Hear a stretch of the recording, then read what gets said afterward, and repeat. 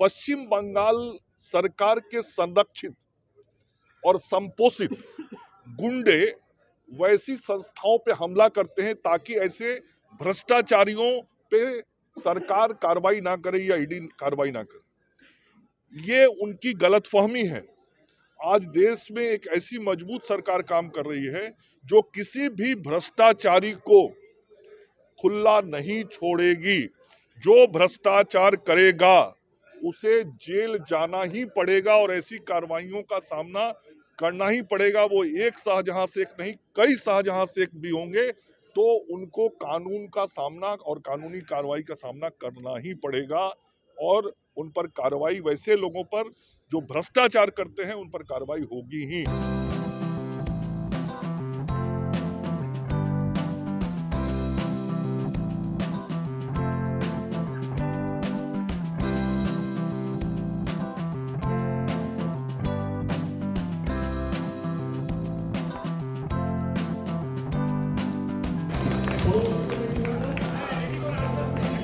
দাদা এদিকে, দাদা দাদা এদিকে একটু।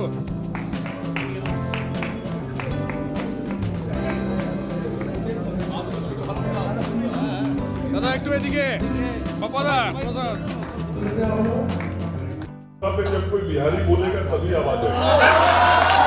जोर से बोलिए, खाना है खाए के बाद, खाए के बाद।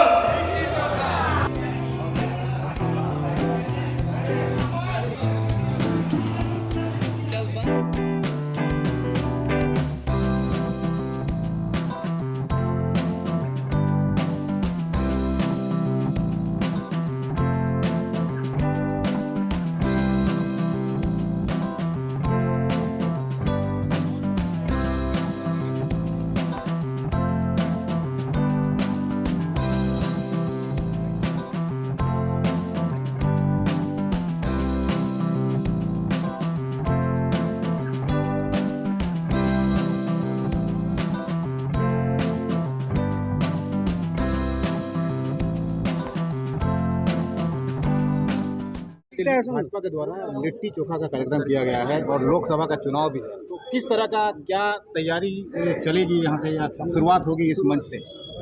देखिए, 22 जनवरी 2024 का दिन 140 करोड़ भारतवासियों के लिए बहुत ही गर्व और गौरव का दिन है।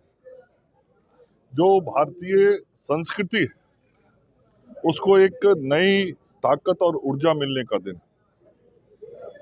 भारत की जो सनातन परंपरा है उसकी पहचान और पकड़ और मजबूत होने का दिन 22 जनवरी 2024 है, जिस दिन अयोध्या में भगवान श्री राम विराजेंगे अपने उस भव्य मंदिर में, जिसकी आकांक्षा लगभग 500 वर्षों से भारतवासियों ने अपने मन के अंदर रखा था।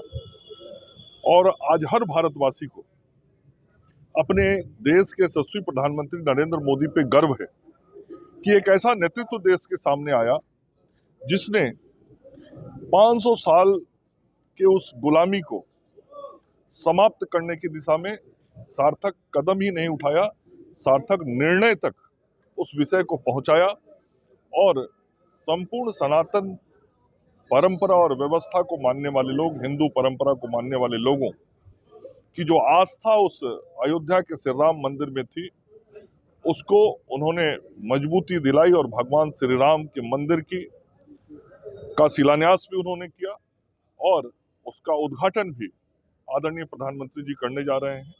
निश्चित रूप से जब देश के अंदर जो हमारी सनातन व्यवस्था है, सनातन परंपरा है, हिंदू परंपरा है, उसको जब मजबूती मिल रही है, ताकत मिल रही है, जो हमारे गुलामी के प्रतीक थे उन गुलामी के प्रतीकों को जब हम समाप्त कर रहे हैं और पुरानी जो हमारा पुराना जो इतिहास रहा है, हम उस इतिहास को एक बार फिर से गौरवान्वित कर रहे हैं, तो कुछ राजनीतिक दल के नेताओं को, कार्यकर्ताओं को कठिनाई हो रही है, परेशानी हो रही है।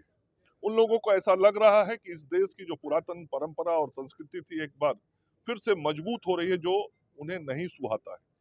वैसे लोगों को जो दूसरे देश की परंपराएं, मान्यताएं हैं या दूसरे देश के लोगों के जो विचार हैं वो शायद ज्यादा अच्छा लगते हैं। इसलिए वो लोग भगवान राम के मंदिर के उद्घाटन का भी विरोध कर रहे हैं, उस पूज्य कार्यक्रम का भी विरोध कर रहे हैं।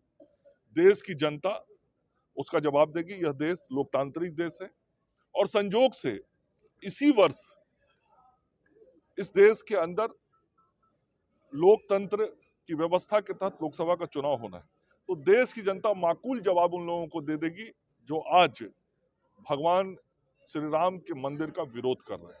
रिसेंटली संदेश खाली में जो वहाँ पर किया था, तो सर इस कार्यक्रम के जरिए आप क्या संदेश देना देखिए, ये आज का एक कार्यक्रम विशेष कार्यक्रम है, आसनसोल है और आसनसोल एक ऐसा कल्चरली उसको देखेंगे सांस्कृतिक दृष्टि से तो ऐसा ये बिहार, झारखंड और यूपी का एक मिला हुआ जगह है और इस तीनों राज्य के लोग यहाँ रहते हैं और लिट्टी चोखा एक ऐसा डिश है खाने का बिहार का जिसकी ख्याति पूरी दुनिया में है और अब तो सभी लोग बहुत शौक से इसको खाते हैं।